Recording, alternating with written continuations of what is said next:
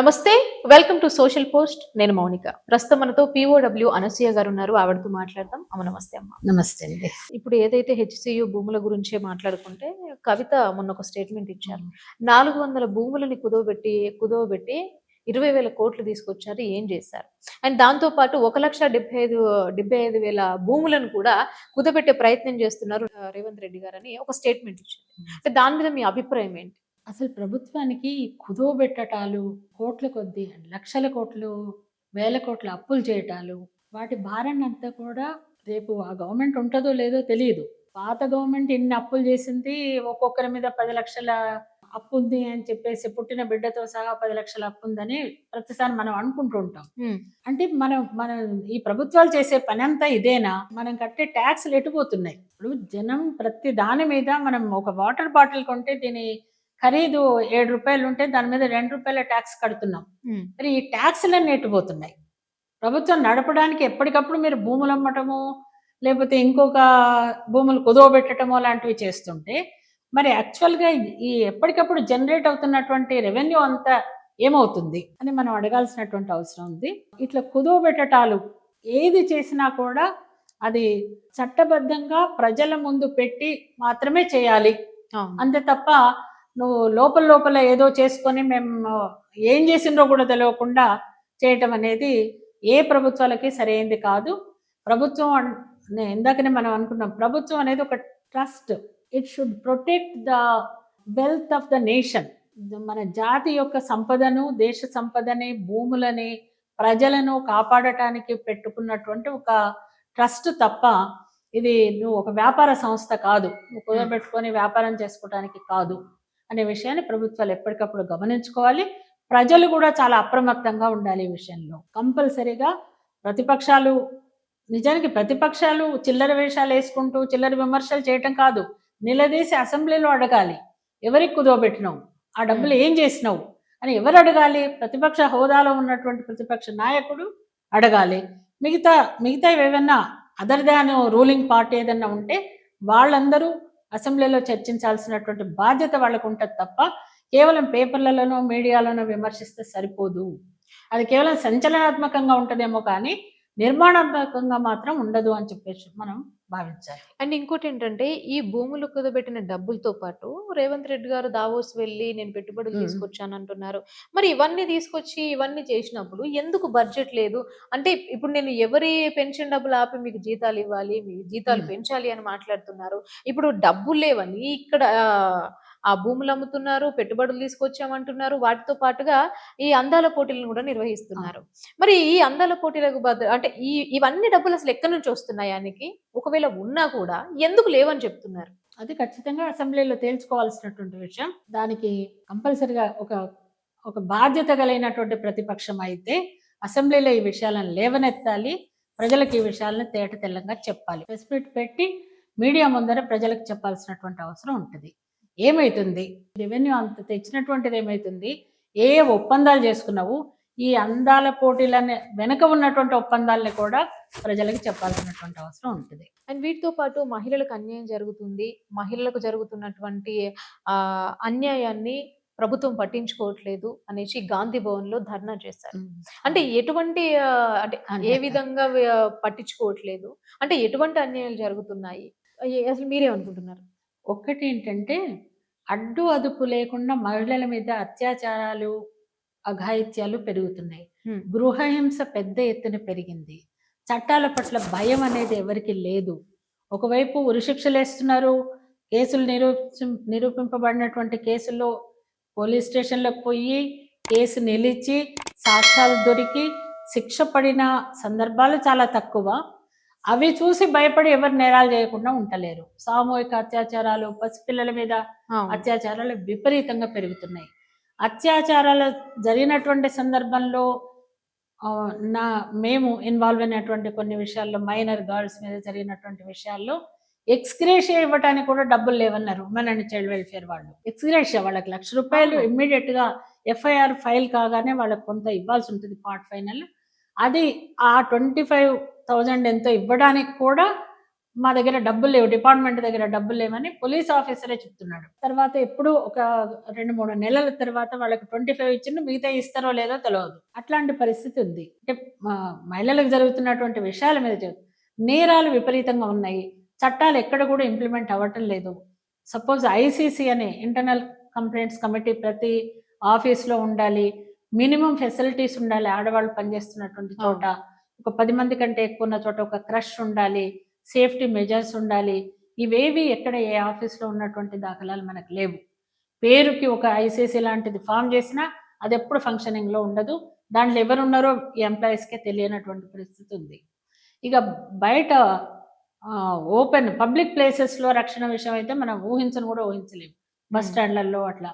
అంటే last year మీకు మనకందరికీ తెలిసిందే, ఒక ST women LB Nagar bus స్టాప్లో కూర్చున్నటువంటి ఆమెను పోలీస్ వాళ్ళే తన జీబులో ఎక్కించుకొని పోయి విపరీతమైనటువంటి కొట్టి హింసించినటువంటి సంఘటనలు లాంటివి ఉన్నాయి. అట్లాంటివి నిత్యకృత్యాలు. ఒకటి నేను ఒకే ఎగ్జాంపుల్ చెప్తున్నా. అవి everywhere these things happen every day. అది దానికి వెళ్ళలేదు, నిమిషానికి ఒక అత్యాచారము, వేధింపులో జరుగుతున్నటువంటి సంఘటన ఉంది. అట్లాగే కుటుంబాలు సూసైడ్ చేసుకోవటం కానీ చనిపోవటం కానీ ఈ మధ్యకాలంలో చాలా ఎక్కువైంది. అంటే ఎందుకు ప్రజలకి ఇంత అభద్రతా భావన ఎందుకుంది? స్పెషల్లీ ఉమెన్కి ఎందుకుంది? నేను పోతే నా పిల్లల్ని చూసేవాళ్ళు ఉండరు.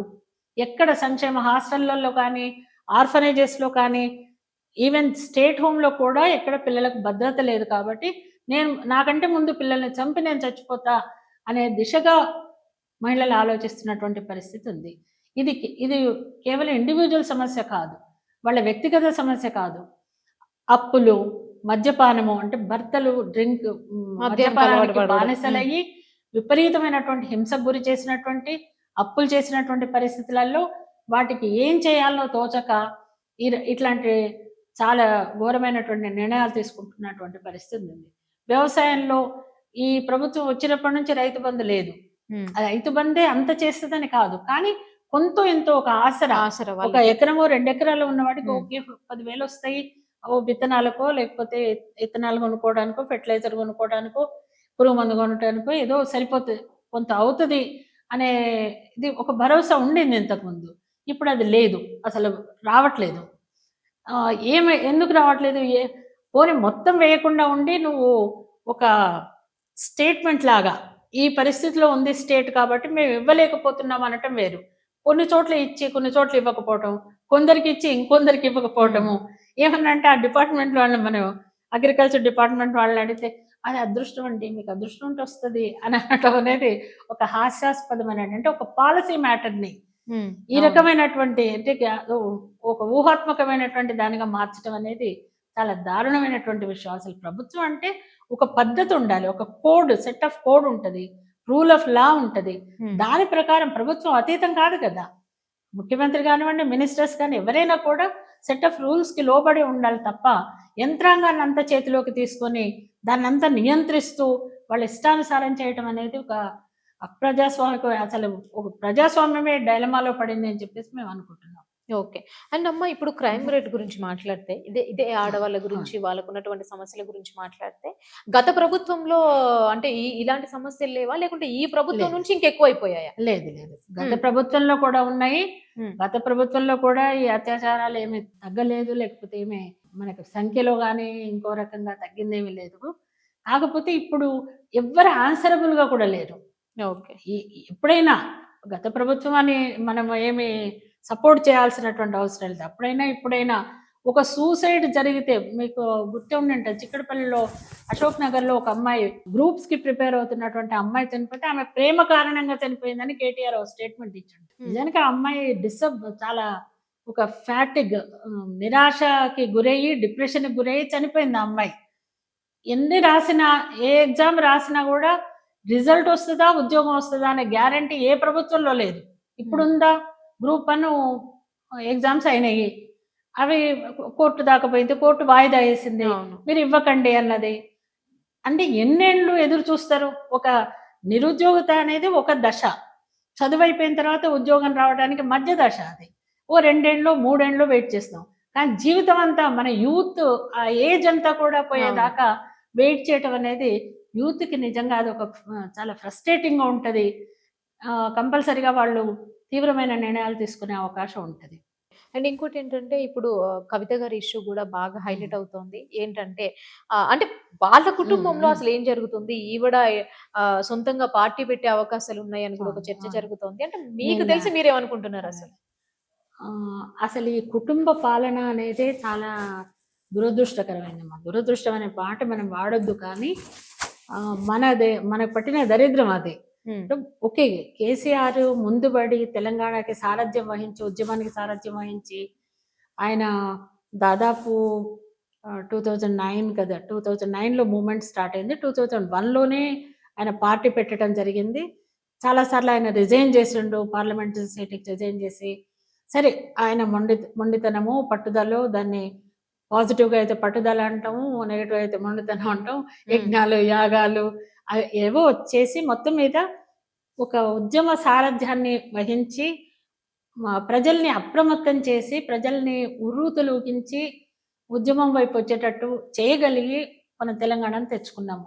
తెలంగాణ తెచ్చుకునే ముందు ప్రతి ఒక్కరికి కూడా ఈ గడ్డ మీద పుట్టిన ప్రతి బిడ్డ కూడా ఆశించింది ఏంటంటే, ఇక మన రెవెన్యూ మనకుంటది. అవును. అంతకుముందేంటి వైజాగ్‌లో, శ్రీకాకుళంలోనో, విజయవాడలోనో, గోదావరిలోనో వరదలొస్తే, ఈస్ట్ గోదావరిలో వరదలొస్తే, ఇక్కడ నుంచి రెవెన్యూ అంతా అక్కడ పోయేది. అక్కడ కరకట్టలు దిగితే ఇక్కడ రెవెన్యూ అంతా పోయేది. వాళ్ళకి ఎక్స్‌గ్రేషియాలొచ్చేవి. మనకు వరదలు లేవు కాబట్టి ఎక్స్‌గ్రేషియాలు లేవు.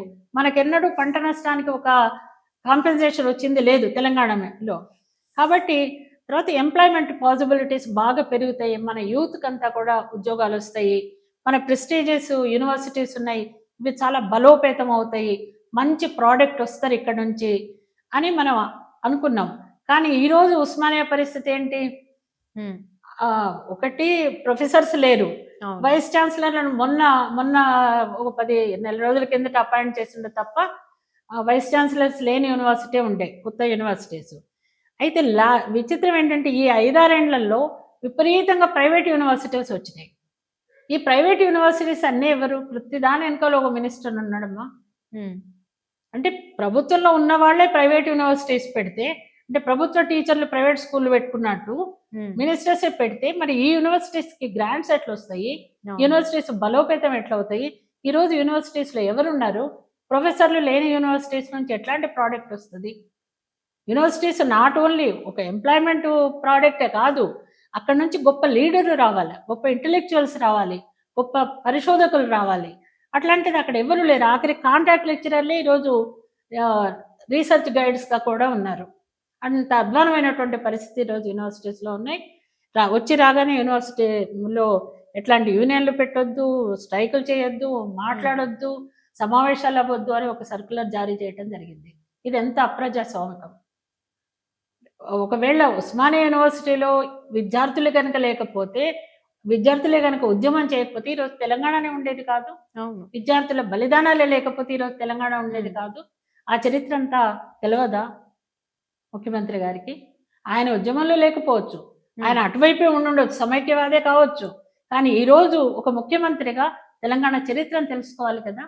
విద్యార్థుల విలువను తెలుసుకోవాలి కదా! ఈరోజు యూనివర్సిటీస్‌ని పూర్తిగా సబ్ స్టాండర్డ్ చేసేసి, యూనివర్సిటీను అసలు ఏమి అక్కడ ఏమి జరగదు. అసలు అకాడమిక్ యాక్టివిటీ లేనటువంటి పరిస్థితుల్ని కల్పించడం అనేది చాలా దారుణమైనటువంటి విషయం కాదా? ఓకే. అందుకని కంపల్సరీగా ప్రభుత్వాలు ఉన్నదే ఈ బేసిక్ ఫెసిలిటీస్ కల్పించడం కొరకు. హ్మ్. విద్య, ఆరోగ్యము, ఉపాధి, ఉద్యోగాల ఓకే. కల్పన.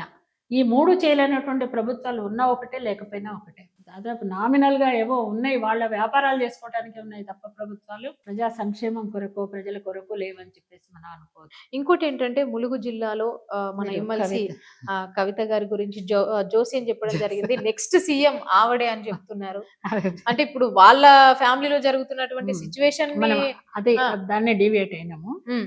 నిజానికి ఈ కుటుంబాలు రావటం అనేది చాలా దారుణమే. అసలు హ్మ్. ఉండకూడదు. కుటుంబాలను ఇన్వాల్వ్ చేయొద్దు.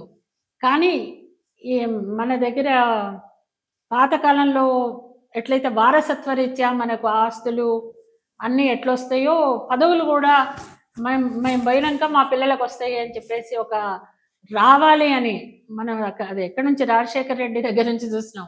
ఉమ్, ఆయన అదేంటి 10వ రోజు వెళ్ళక ముందే జగన్ అందరితో సంతకాలు తీసుకొని నేనే చీఫ్ మినిస్టర్ అని చెప్పేసి ప్రయత్నాలు చేయడం జరిగింది. ఇప్పుడు కూడా జోక్ గానో ఇంకో రకంగానో చంద్రబాబు నాయుడు తర్వాత లోకేష్ వస్తాడు అని అంటున్నారు. ఉమ్, అట్లాగే మన దగ్గర మొన్నటిదాకా ఉన్నటువంటి కేసీఆర్ గవర్నమెంట్ లో వారసులు ఎవరు అనేది ఒక పెద్ద సమస్య. ఉమ్, అంటే ఉద్యమ కాలంలో చాలా యాక్టివ్ గా పనిచేసినటువంటి హరీష్ రావా, ఉమ్. లేకపోతే వారసత్వంగా ఆయన రక్తం పంచుకొని పుట్టినటువంటి కేటీఆర్ గారు. ఆయన పిల్లల అనేది ఒక పెద్ద క్వశ్చన్ మార్క్. అవును. ఆ క్లాష్ ఈరోజు నిన్న చూసిన ఆ పార్టీలో హరీష్ రావు ఉంటే నేను ఉండను అని కేసీఆర్ అన్నాడు అని, ఉమ్, అంటే తనకు పోటీదారుగా అతన్ని భావిస్తున్నాడు అని. ఏదేమైనా ప్రజల ప్రమేయం ఏంటి అంటే మీరే పంచుకొని మీరే సీఎంలో ఎవరైతారో అని డిసైడ్ చేసుకుంటే ప్రజలు ఏంటి అసలు. అవును. అందుకే ప్రజలు ఇప్పుడు బుద్ధి చెప్పిండ్రు, మీరు కాదు డిసైడ్ చేయాల్సింది మేము అని ప్రజలు చెప్పిండ్రు. నిజంగా ప్రజలు స్వతంత్రంగా ఆలోచించి చేసిందా లేదా అనేది వేరే సంగతి. ఉమ్, కానీ ఇక్కడ ఆయుధం అనేది ప్రజల చేతుల్లో ఉందనే విషయం మర్చిపోవద్దు అనేది మనం చెప్పాలి. ఓకే. ఇక జ్యోతిషం ఈ మన టిఆర్ఎస్ గవర్నమెంట్, అది బిఆర్ఎస్ అనుకోండి, ఈ తెలంగాణ వచ్చిన తర్వాత ఈ జ్యోతిషం అనేది ఒక విచిత్రమైనటువంటి విషయం బయటకు వచ్చింది. ఉమ్, ప్రతిసారి అదేంటమ్మా రంగం చెప్పేయటం, బోనాల పండుగప్పుడు రంగం చెప్పేయటం, ఉమ్, ఈసారి కేసీఆర్ ఉంటాడా లేదా, ఈసారి సీఎం ఎవరైతారు అని అడగటము. ఆ చెప్పేటామె ఎవరు అసలు? ఆమె ఏదో పూజ దగ్గర అమ్మవారి దగ్గర ఏదో చేసుకొని బతికేటామె. ఉమ్, ఆమెను వీళ్ళు అడగటం, ఉమ్. ఆమె చెప్పడం, దాన్ని పెద్ద ఎత్తున పేపర్లలో హెడ్లైన్స్లో రాయటం. ఇది మూర్ఖత్వానికి పరాకాష్ట అని చెప్పుకోవచ్చు. అంటే వాళ్ళు చేసే వాళ్ళది ఒక డ్రామా, మనను మూర్ఖులు అంటే ప్రజల్ని మూర్ఖత్వంలోకి నెట్టటము. ఈ జ్యోతిషాలు, భవిష్యవాణిలు ఇవన్నీ కూడా ఎవరి గురించి, ఒక కాంపిటెంట్ పర్సన్ గురించి, ఆ నెక్స్ట్ సీఎం ఆయన అయితే దేశం బాగుంటది, తెలంగాణ చాలా గొప్పగా అవుతుంది అని చెప్పడం వేరు. కవిత ఎవరు? కవితకున్న అర్హత ఏంటి? ఆమె అంతకుముందు ఏం చేసేది? ఆమె రాజకీయాల్లోకి ఎప్పుడు వచ్చింది? ఏ రకంగా వచ్చింది? యూనివర్సిటీ నుంచి వచ్చిందా? యూనివర్సిటీ లీడర్గా వచ్చిందా ఆమె? లేకపోతే ప్రజల్లో జనం ఆమెను ఎత్తి పట్టి తీసుకొని వచ్చిండ్రా? ఆమె ఉద్యమ కాలంలో, ఆమె ఎక్కడో ఫారెన్లో డాలర్స్లో ఉన్నటువంటి ఆమె ఆ ఉద్యమ కాలంలో ఆ పరిస్థితుల్ని, ఆ సెంటిమెంట్ని పట్టుకొని బతుకమ్మలు ఆడడానికి వచ్చి బతుకమ్మను పాపులరైజ్ చేసింది. ఓకే, అంతవరకు ఓకే.